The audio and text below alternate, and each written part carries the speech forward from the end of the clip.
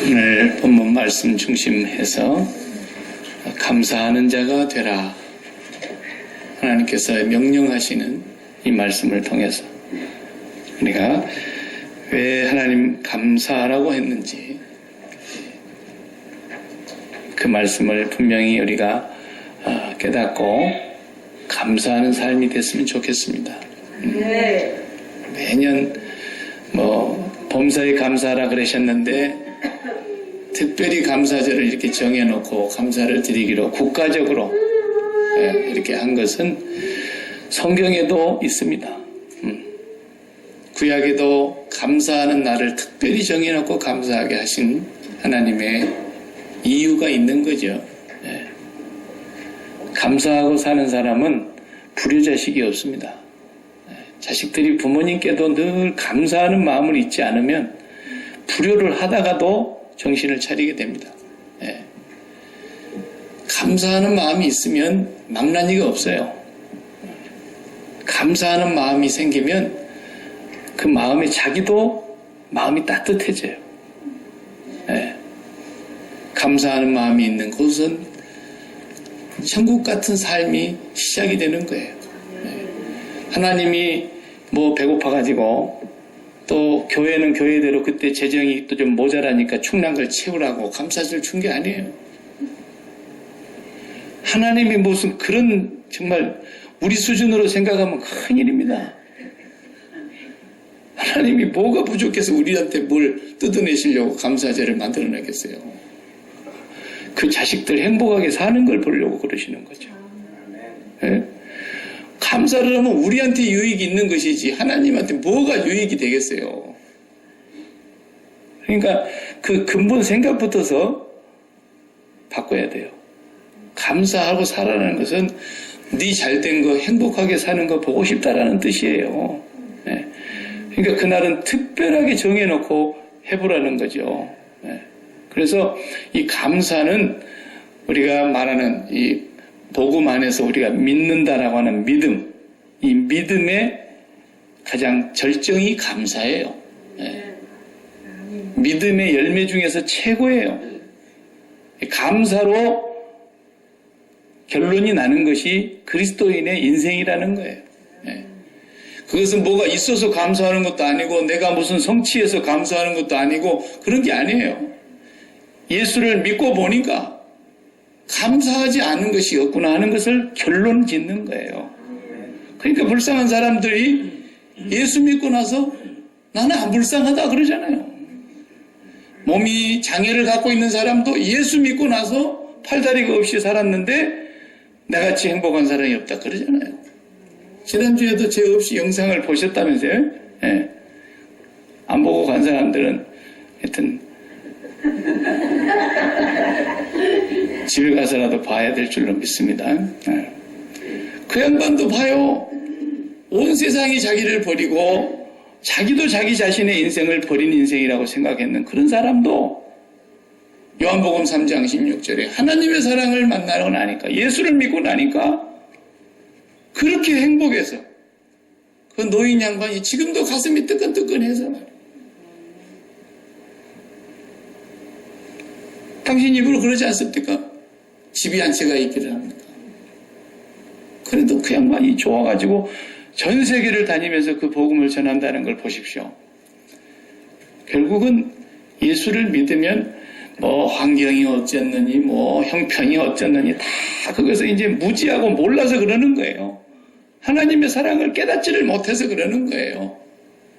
그래서 그 양반이 거기서 아마 그런 얘기를 하는 것 같아요. 뱃속에서부터 예수를 믿었다 그래갖고 모태신앙이라고 하는 사람들도 그런 사랑을 그렇게 많이 들었으면서도 못 깨닫는 걸 보고 자기가 안타깝더라. 그런 얘기를 조금 한 거예요. 모태신앙이 다 못됐다 그런 말이 아니고 저도 모태신앙이라고 하는 그 알량한 우리 어머니 뱃속에서부터 저도 교회를 같이 다녔다니까요. 그래도 모태신앙이 나쁜 게 아니에요. 그 모태신앙은 너무너무 축복받은 신앙인데 왜 그 축복을 못 깨닫느냐 이 바보야 그런 말인 거예요. 그래서 정말 우리가 제가 여러분에게 이 감사절에 묻고 싶은 질문이 하나 있는데 정직하게 대답하시기 바랍니다. 시험지로 써내란 말은 안 할 테니까 정직하게 대답하시기 바랍니다. 우리 소망교회 여러분, 하나님 믿습니까? 아멘. 정말로 믿습니까? 아멘. 와, 내가 오늘 할 얘기가 없어요, 이제. 왜? 하나님 정말로 믿으면 끝나버리는 거예요. 끝나는 거예요. 걱정이 있습니까? 있을 수 있죠. 그러나 걱정이 문제가 안 된다는 거예요. 두려움을 우리가 만나지만 그 두려움이 문제가 안 된다는 거예요. 걱정도 있고 슬픔도 있고 억울함도 있고 분나는 것도 있고 다 있어요. 우리가 인간이기 때문에. 그래도 하나님을 진짜 믿으면 그런 것은 나에게 문제가 안 되는 거예요. 어떤 형편을 만나도 문제가 안 되는 거예요. 사도 바울만큼 문제를 많이 만난 사람이 기독교 역사에 있을 것 같습니까? 없습니다. 우리는 돈 주고 좋은데 여행이나 다니지 그 사람은 좋은데 여행 다닌 사람이 아닙니다.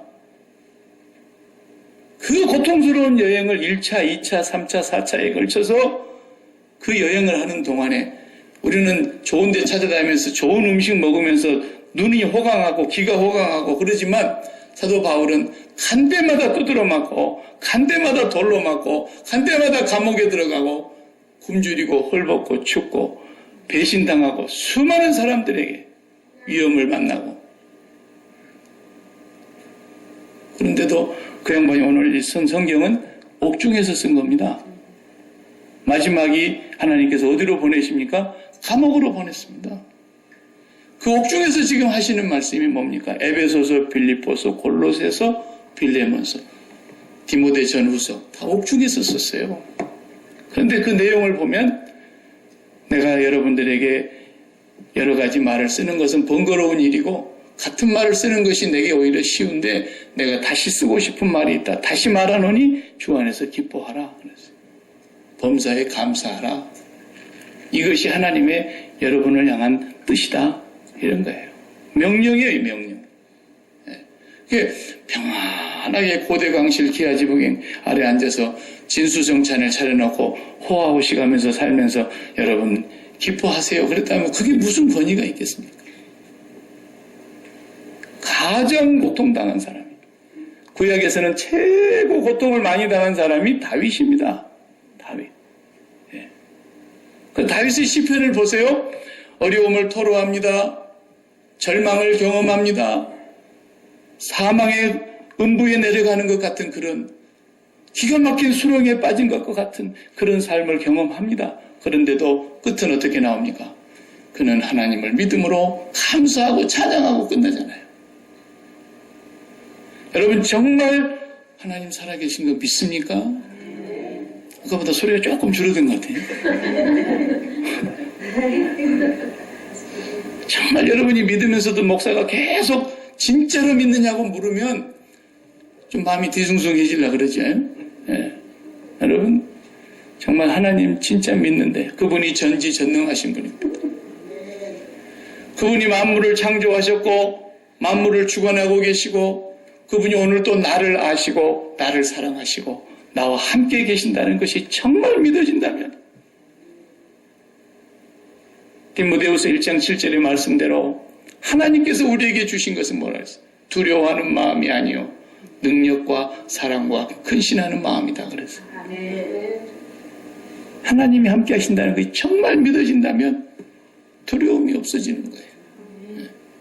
저도 사람입니다. 겁이 굉장히 많은 사람이었어요. 제가 죽는 것도 두렵고요. 뭐 정말 가진 것이 없으니까 밥도 많이 굶어봤고요. 그렇게 열심히 왜 제가 살이 안 쪘느냐? 밥을 많이 못 먹어서 그런 거예요. 일주일에 21끼를 먹으면 정상적으로 3끼씩 해서 21끼를 먹는 건데 10끼를 먹고 4년 동안을 공부를 했어요. 그래도 안 죽었잖아요, 지금까지. 그리고 위가 나빠져가지고 우유 한 컵만 먹었다 그러면 바로 화장실을 달려가니까 그 먹고 싶은 우유도 못 먹었어요.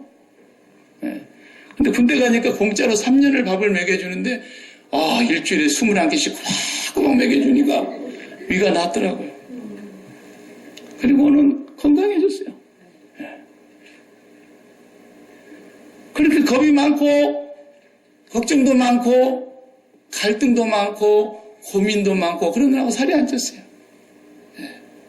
그런데 하나님을 정말 살아계신 하나님이 나와 함께 계신다는 것이 믿어지니까 그때부터서 용기가 생기고 살맛이 나더라.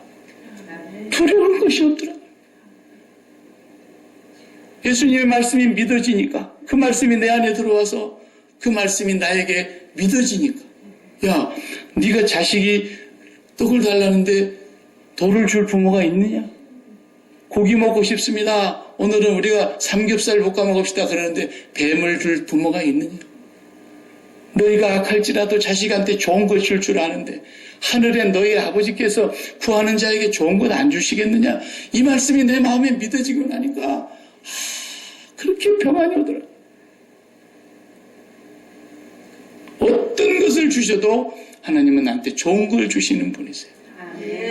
한 번도 나쁜 걸 주시질 않아요. 내 입장에서 왜 이런 걸 주십니까? 그런 생각이 들 때는 있을 수 있어도 하나님 앞에서 하나님께 올라가서 하나님의 마음으로 보면은 나를 딱 맞는 거 주시는 거예요.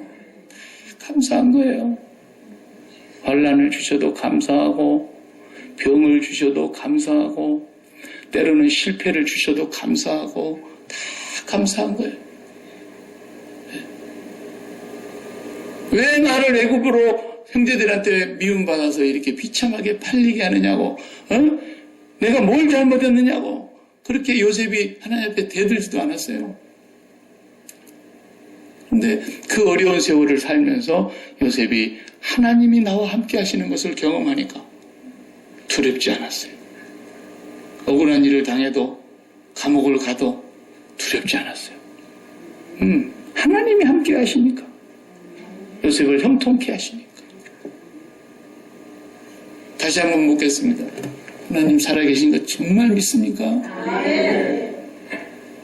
갈수록 제가 할 말이 없어지네요. 그 뭐가 문제입니까? 왜 우리가 걱정합니까? 왜 우리가 두려워합니까? 왜 우리가 근심합니까? 왜 그렇게 낙심해가지고 이 지구를 이고 가는 사람만큼 그렇게 스트레스를 받고 눌립니까? 하나님이 살아계신다니까요. 그분이 독생자를 나를 위해서 보내셨고 나를 위해서 죽으셨고 내가 받아야 될 그 저주와 그 무서운 심판과 하나님의 진노를 한 몸에 짊어지고 십자가에서 나를 대신해서 죽어주셨단 말이에요. 부활하시고 그분이 구름 위로 사라졌습니다. 그 구름은 하늘과 땅을 가르는 경계선이라고 하는 것입니다.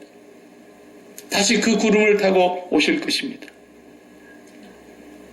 우리를 이 땅에 두지 아니하고 아버지께로 데려가시기 위해서 다시 오신다 그랬습니다. 그렇기 때문에 우리의 믿음은 항상 땅에 매여 있지 않고 그 사랑하는 그분이 간 곳으로 마음을 계속 흘려보내야 되는 겁니다. 마음을 땅에 메어두고 구름 아래 메어두고 있는 사람은 구름 아래서 기쁠 수가 없어요. 최고 기쁜 사람이 기쁨이 얼마나 오래 가는가를 조사를 해봤더니 복권에 당첨하신 라러리 당첨된 사람이 기쁨이 얼마나 오래 가는가 테스트 해보니까 최고로 오래 간 사람이 3개월 정도 가더래요. 한 3개월 동안 그 당첨된 기쁨 때문에 잠을 못 자고 흥분이 돼가지고 이걸 어떻게 살까? 이걸 어떻게 쓸까? 앞으로 내가 뭘 할까? 이렇게 하다가 3개월 지나고 나서부터서는 이제 그 기쁨이 없어진다는 거예요. 그리고 이제 그것 때문에 걱정과 고민과 불안과 두려움이 다시 찾아드는 거예요. 우리 애를 누가 납치해 가지 않을까? 도둑놈이 또 나를 나타나서 총 들고 들어와서 내놓으라 그러지 않을까? 불안해서 항상 숨어 다녀야 된다는 거예요. 구름 아래 매여 있는 사람은 절대로 영원한 기쁨이 없어요. 그래서 주님 뭐라 그러셨어요? 요한복음 14장 27절에 뭐라 그러세요?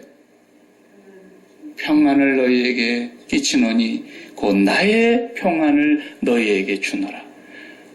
내가 주는 평안은 세상이 주는 것과 같지 아니하니 그러므로 근심하거나 두려워하지 말라 그랬잖아요.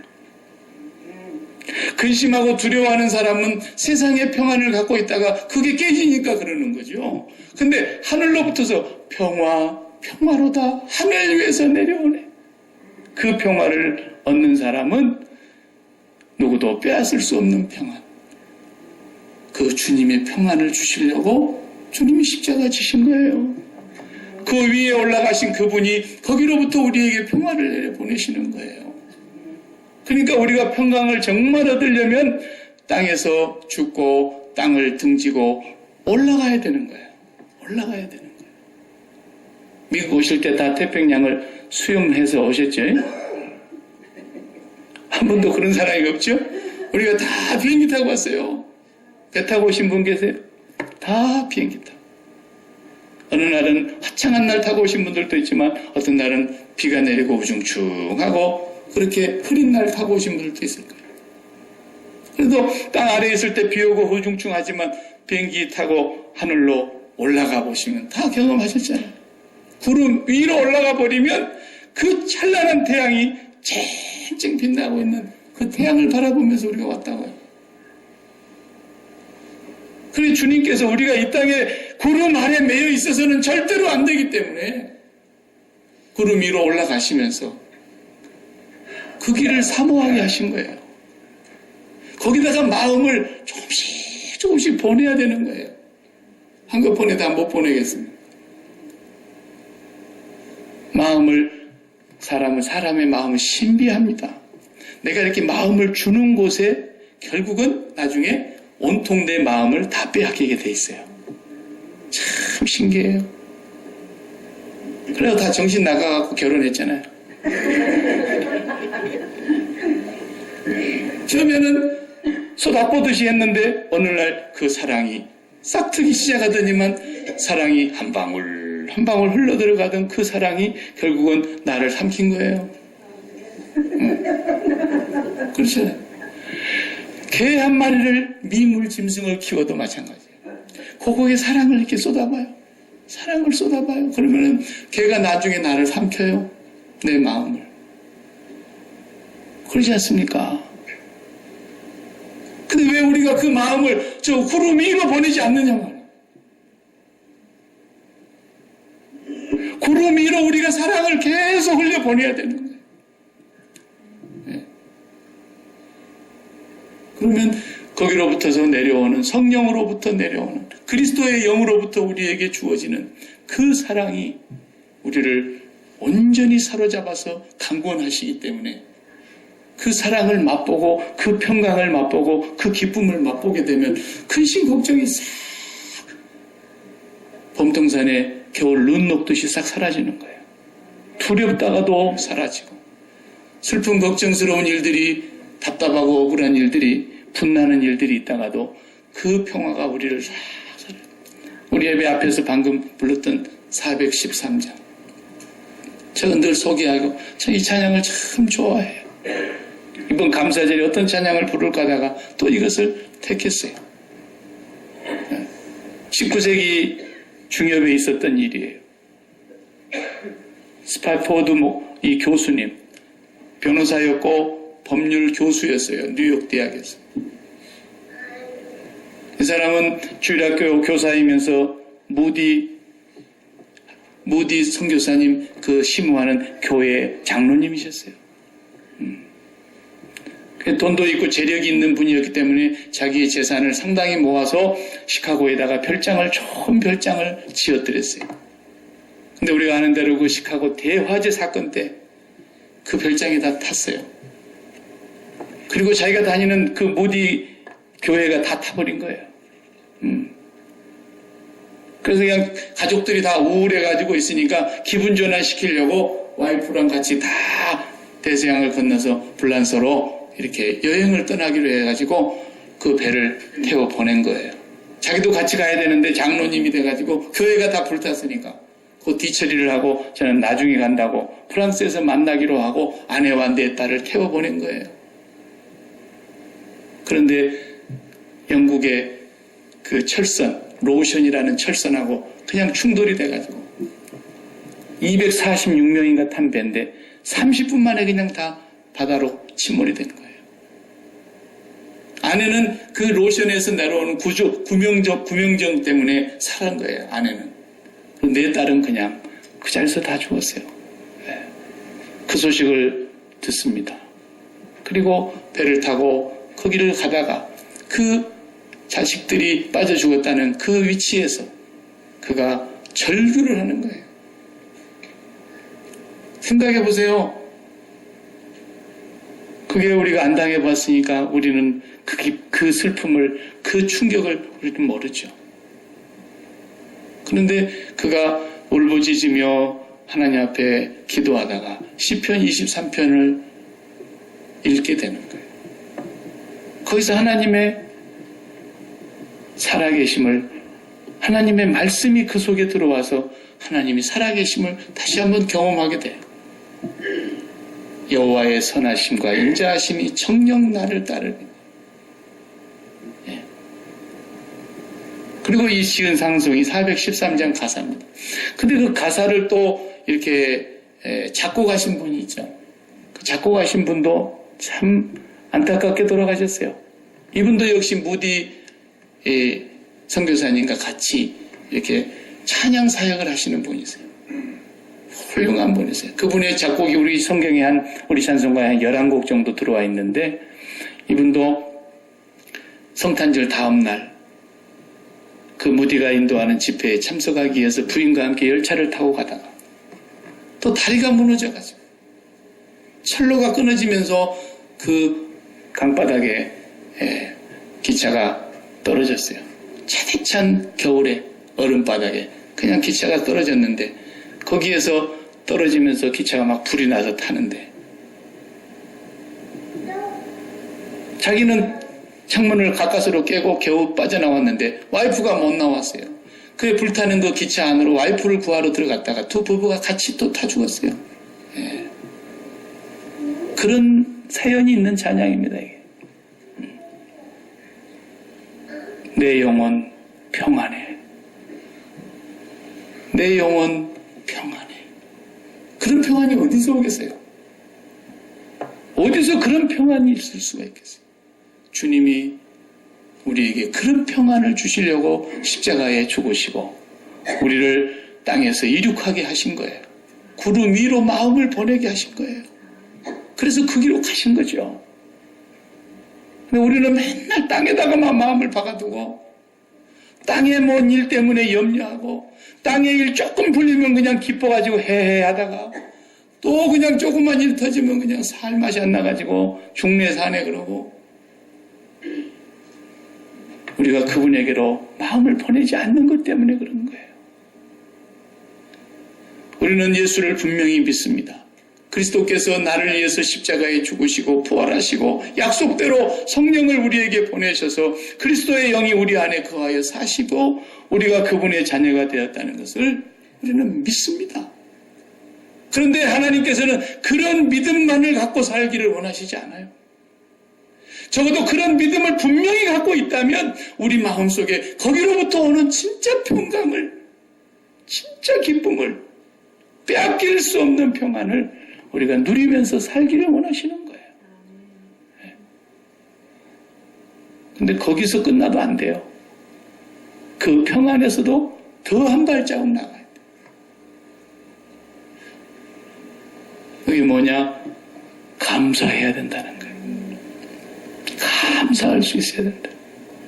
사도 바울은 지금 옥중에서 오늘 본문의 말씀을 쓰고 있는 거예요. 그리스도의 평강이 너희 마음을 주장하게 하라. 너희는 평강을 위하여 한 몸으로 부르심을 받았나니 너희는 또한 감사하는 자가 되라. 그리스도의 말씀이 너희 속에 풍성히 거하여 모든 지혜로 피차 가르치며 권면하고 시와 찬송과 신령한 노래를 부르며 감사하는 마음으로 하나님을 찬양하라. 또 무엇을 하든지 말에나 일에나 다 주 예수의 이름으로 하고 그를 힘입어 하나님 아버지께 감사하라.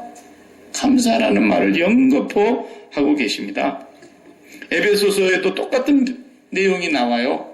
같은 옥중에서 쓴 서신인데 에베소서에서는 5장 19절부터 그렇게 표현했어요. 거기는 술 먹는 사람들이 많았던가 봐요. 에베소서. 그래서 말을 약간 바꿔서 표현했어요. 술 취하지 말라. 이는 방탕한 것이니. 그러면서 오직 성령의 충만을 받으라 그랬어요. 성령의 충만을 받는다는 말을 다른 말로 풀이하면 그리스도의 말씀이 네 안에 충만히 거하게 하라. 그런 뜻이에요. 말씀은 곧 성령이세요. 말씀은 곧 그리스도세요. 말씀은 곧 하나님이세요. 말씀이 우리 안에 충만히 거하여 말씀이 실제가 될 때 성령이 충만하다 그러는 거예요. 네. 오직 성령의 충만을 받으라. 그리고 5장 19절에 시와 찬송과 신령한 노래로 서로 화답하며 너희 마음으로 주께 노래하며 찬송하며 범사에 우리 주 예수 그리스도의 이름으로 항상 아버지 하나님께 감사하며 똑같은 편지를 썼어요. 말씀으로 그리스도를 만나면 정말로 그 사람은 변화되게 되어 있어요. 인생이 변화되는 거예요. 네. 지난주에 보셨잖아요. 그 양반. 그분뿐이겠습니까만은 그분을 여러분들이 저는 그걸 보게 하신 거예요. 공부를 많이 못해서 나는 그 양반 공부 많이 했던가요? 네. 공부 많이 한 거랑 아무 상관이 없다니까요. 그냥 시집장가 잘 가려고 대학 가는 거지. 사실은 예수 잘 믿으면 길이 다 있습니다. 네. 그래도 우리 자식이 대학이라도 나와야 어디 가서 나중에 시집번을 나면 어디까지 나왔어? 그러면은 좋은 대학 나왔다고 한마디 해야 되니까. 네. 그러나 이 세상은 그런 걸 얘기하지만 하나님 안에서는 아무 소용없는 겁니다.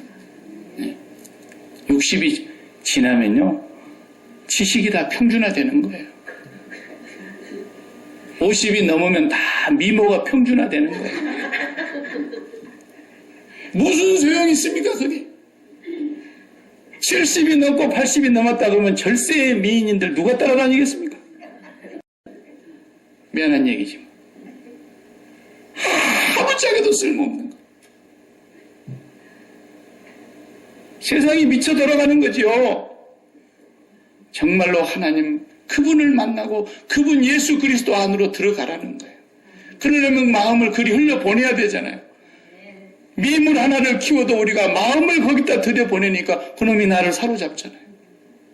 그래서 세상에 대하여 십자가에서 죽고 세상을 등지고 나를 사랑하사 구름 위로 가신 그분을 쫓아가야 되는 거예요. 우리 마음이. 매일매일 왜 그분에게 마음을 안 보내느냐는 거죠. 마음을 그분에게로 보내보세요. 목사님 한국 갔다가 이제 잘 도착하셨는데 안 주무시네. 지금 주무실 시간인데 간신히 참고 계시죠. 네. 목사님이 저한테 얼마 전에 보내준 카톡의 그 글이 제 마음에 참 감동이 되더라고요. 다른 분들한테도 보내줬어요? 예. 제가 읽어볼게요. 보내놓고도 지금 기억이 안 난다. 그 유명한 박경리 씨와 박완서 씨, 문학가이시지 않습니까? 일상의 기적이라는 제목이에요. 덜컥 탈이 났다. 탈났다는 거예요. 유쾌하게 저녁 식사를 마치고 귀가했는데 갑자기 허리가 뻐근했다. 자고 일어나면 낫겠거니 대수롭지 않게 여겼는데 웬걸 아침에는 침대에서 일어나기조차 힘들었다. 그러자 하룻밤 사이에 사소한 일들이 굉장한 일들로 바뀌어버렸다. 세면대에서 허리 굽혀 세수하기, 바닥에 떨어진 물건을 줍거나 양말 신는 일, 기침하는 일, 앉았다가 일어나는 일이 내게는 더 이상 쉬운 일이 아니었다. 별 수 없이 병원에 다녀와서 하루를 빈둥거려 보냈다. 비로소 몸에서 소리가 들려왔다. 실은 그동안 목도 결리고 손도 아프고 어깨도 힘들었노라고 눈도 피곤했노라고 몸 구석구석에서 불평을 해댔다. 언제나 내 마음대로 될 줄 알았던 나의 몸이 이렇게 기습적으로 반란을 일으킬 줄은 예상조차 못했던 터라 어쩔 줄 몰라 쩔쩔매는 중이다. 이때에 중국 속담이 떠올랐다. 기적은 하늘을 날거나 바다 위를 걷는 것이 아니라 땅에서 걸어다니는 것이다.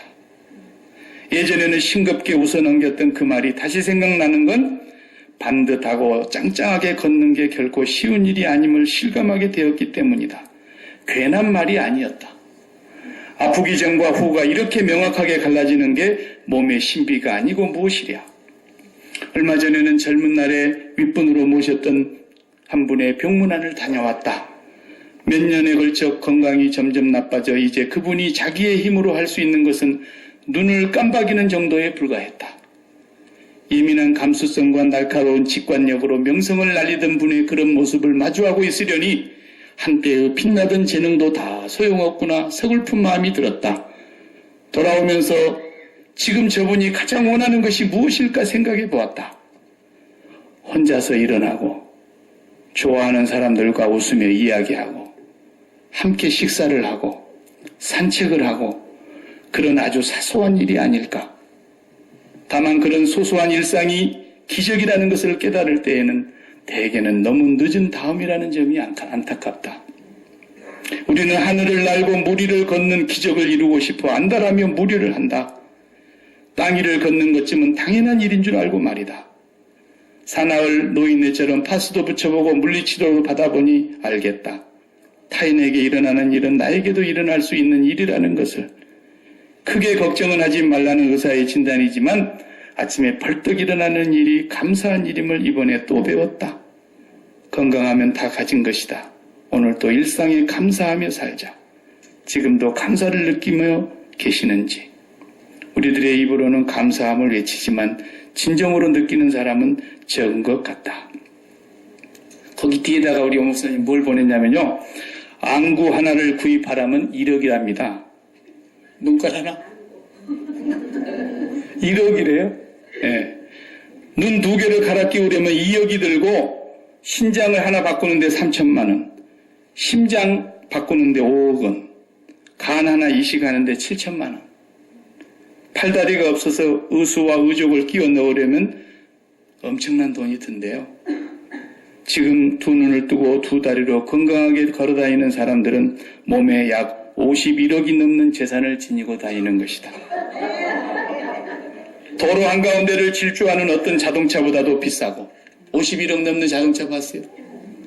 훌륭한 두 발로 자가용을 가지고 세상을 활보하고 있다는 기쁨을 우리는 잊지 말아야겠습니다.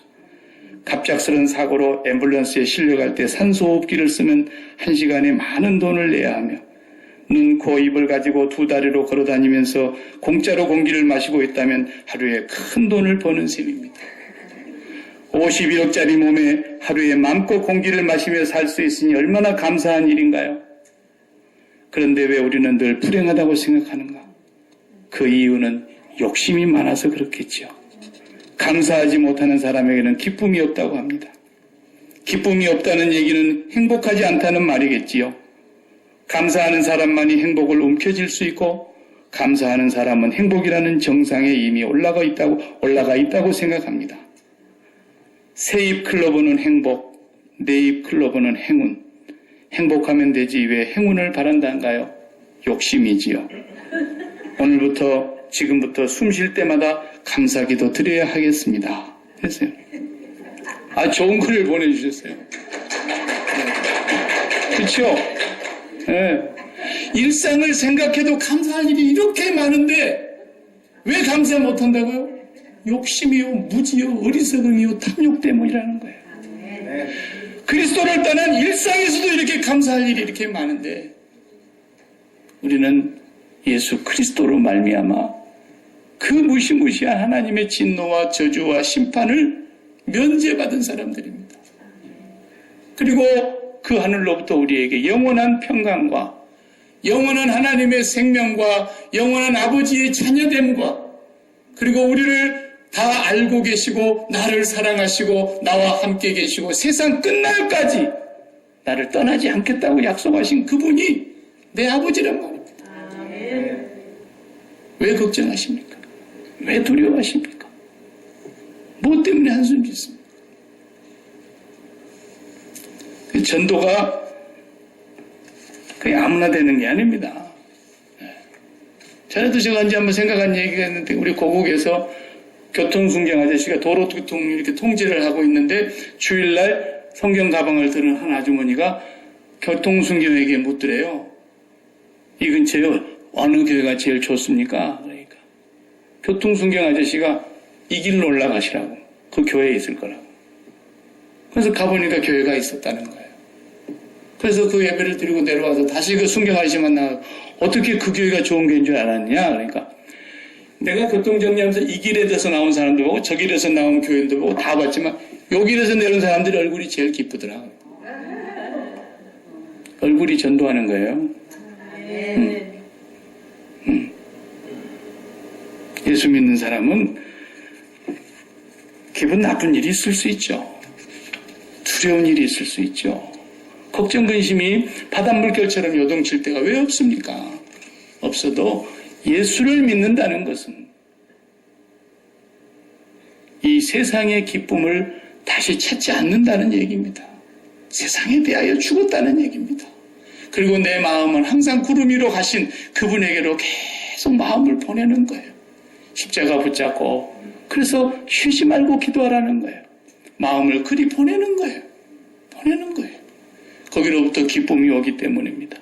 거기로부터서 평강이 오기 때문입니다. 그래서 범사에 감사할 수 있는 것입니다. 시편 50편에 다윗이 그런 기도를 했죠. 감사로 제사를 드리는 자가 하나님을 영화롭게 하느니라 그랬어요. 감사해요. 그러니까 예수 믿고 구원받았습니다. 그 믿음 귀한 믿음이죠. 그 믿음에서 멈추면 안 돼요. 그 믿음을 가진 사람은 하늘의 평강을 누리는 거예요. 그러나 그 평강만으로도 안 돼요. 범사에 감사해야 되는 거예요. 이제부터 죽는 날까지 우리는 감사하면서 사는 거죠. 그 후르츠 초프라는 러시아 옛날 망하기 전에 소련 공산당 서기장 혹시 이름 기억하시죠? 후르츠 초프가 미국을 왔다 가서 하는 말이 그 실제 그런 말 했대요. 세계에서 제일 잘 사는 미국 사람들이 왜 잘 사는 거 봤더니 그 사람들은 말끝마다 땡큐 하더라는 거예요.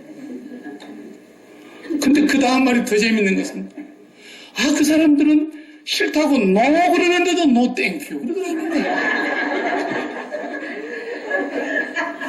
그러니 그 사람들이 잘 살 수밖에 없더라는 것을 후르츠 초프 공산당 소비장이 한 얘기라는 거예요. 세상에서 참 대단한 민족입니다. 싫다는데도 노 땡스 그러지 그냥 노만 안 하더라는 거예요. 참 감사합니다. 이거 아무나 되는 게 아닙니다. 이민 온 사람들이 제일 처음에 문화 충격이 그거 아닙니까? 우리 앞으로 지나가면서도 excuse me 그러고 옷깃만 스쳐도 excuse me 그러고 그냥 우리는 문 열었다가 그냥 뒤에 사람이 오든지 말든지 문 탁 나불고 가는 것이 그냥 우리 문화였기 때문에 뭐 그랬는데 이 사람들은 우리가 오도록까지 문을 잡고 있어요. 근데도 가서 턱 잡으면서도 땡큐를 안 해요 우리는. 그게 처음에 우리 한국 사람들이 이민 와서 온 문화 충격입니다. 그래도 저도 이제 한 20년 가까이 살았다고 한국 가면은 그 말이 먼저 나오더라고요. 엘리베이터에 탈 때도 먼저 타시라 그러고 내릴 때도 먼저 내리시라 그러고 누가 이렇게 지나가다 나하고 옷깃이 부딪히는데 한국에서 옷깃 안 부딪히고 살 수 있어요? 바글바글한데 그런데도 나의 입에서는 그냥 쏘리가 나오고 익스큐스미가 나오더라고요. 야, 그래서 반쯤 미국 사람 됐구나 내가 그런 생각이 들었습니다. 예. 이 엄마들은 꼬맹이 때부터요 포크질을 잘 못해갖고 땅에 뚝 떨어지면은 엄마가 그걸 딱 주워서 들고 say something 그럼 애가 뭔 소리인지 몰라갖고 어두거니 시다고 주지를 안 해요. 뺏으려고 하면 안 돼. say something say thank you 그러면은 thank you mom 그러면 딱 주는 거예요. 이게 서양 사람들이 교육시키는 방법입니다. 밥상머리에서부터 이 사람 만드는 거예요. 감사할 줄 아는 거예요. 네. 우리도 이제 여기서 상당히 오래 살았잖아요. 사람 사이에서 감사하면 기쁨이 있고 거기에 천국 생활이 시작이 되는데 여러분, 왜 감사절 하나님이 따로 정해놓고 감사절 지키라는 줄 아세요? 우리의 믿음을 보려고 그러는 겁니다.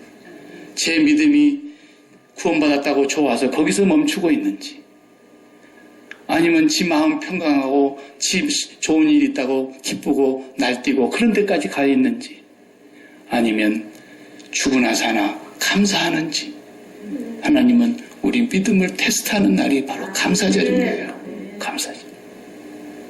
날마다 감사하면서 살아도, 나는 그래서 헬렌 켈러 여사가 여러분 잘 알다시피 삼중고의 그 고통, 여러분 안 보이는 거 하나도 얼마나 정말 힘든 건데, 기도 안 들려 말을 못해. 이 삼중고를 가지고 그분이 할 것은 다 했지 않습니까? 박사학위까지 받았습니다. 그분이 쓴 책이 한 권이 유명한 책이 있습니다. 만일 내가 3일 동안만 볼 수 있다면, 이런 책을 썼잖아요. 3일 동안만 볼 수 있다. 그 얘기를 한번 읽고 마치고 싶은데요. 그 내용이 이런 내용이 있습니다.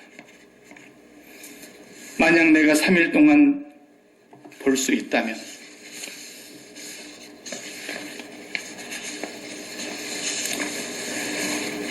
첫째 날은 아주 바쁠 것 같습니다. 나는 나의 눈을 뜨는 그 첫 순간, 나를 이만큼 가르쳐주고 교육시켜준 나의 선생 설리반을 찾아가겠습니다. 그의 특징과 얼굴 모습을 내 손끝으로 만져서 알던 그 인자한 얼굴, 그리고 그 아리따운 몸매 등을 몇 시간이고 물끄러미 보면서 그의 모습을 나의 마음속 깊이 간직해 두겠습니다. 그리고 나의 사랑하는 친구들을 불러 모아 그들의 얼굴을 오래오래 들여다보며 그들 내면에 깃든 아름다움의 외적인 증거를 가슴에 새길 것입니다. 그토록 바쁜 첫째 날에 내 작고 아담한 집도 돌아보고 싶습니다. 내가 밟고 있는 양탄자의 따뜻한 색깔, 벽에 걸린 그림들, 집안을 아기자기하게 꾸미고 있는 친밀감 넘치는 장식물들도 보고 싶습니다. 다음엔 친구들을 찾아가고, 다음엔 들로 산으로 산책을 가겠습니다. 바람에 나풀거리는 아름다운 나무 잎사귀들, 들에 피어있는 예쁜 꽃들과 풀들, 그리고 저녁이 되면 석양에 빛나는 아름다운 노을을 보고 싶습니다. 둘째 날 이른 새벽에는 먼동이 트는 웅장한 장면, 아침에는 메트로폴리탄에 있는 박물관, 오후에는 미술관, 그리고 저녁에는 보석 같은 밤하늘의 별들을 보면서 하루를 지내고 싶습니다. 마지막 셋째 날에는 일찍 큰 길가에 나가 출근하는 사람들의 얼굴 표정을 보고 싶습니다. 아침에는 오페라 하우스, 오후에는 영화관에서 영화를 감상하고 싶습니다. 그러다 어느덧 저녁이 되면 나는 건물 숲을 이루고 있는 도시 한복판으로 나와서 네온 사인이 반짝거리는 소인도에 진열되어 있는 아름다운 상품들을 보면서 집에 돌아와 내가 눈을 감아야 할 마지막 순간에 나는 이 3일 동안만이라도 볼 수 있게 하여 준 나의 하나님께 감사한다고 기도를 드리고 다시 암흑의 세계로 돌아가겠습니다. 어떤 사람은 우리가 날마다 눈 뜨고 있는 것을 평생의 소원으로 간직하고 있답니다. 어떤 사람은 우리가 날마다 듣는 것을, 날마다 말하고 하고 싶은 말 다 하고 사는 것을 평생의 3일 동안만이라도 그럴 수 있다면 이런 소원을 갖고 산대요. 우리는 왜 감사를 못해요? 저는 이 글을 읽으면서 만약 내가 3일 동안 보지 못하고 듣지 못하고 말을 못한다면이라고 거꾸로 생각해 봤습니다.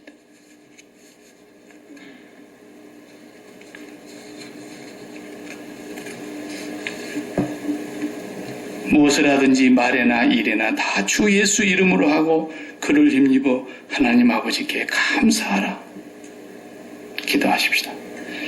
하나님 감사합니다. 하나님, 그리고 너무너무 죄송하고 송구하고 부끄럽습니다.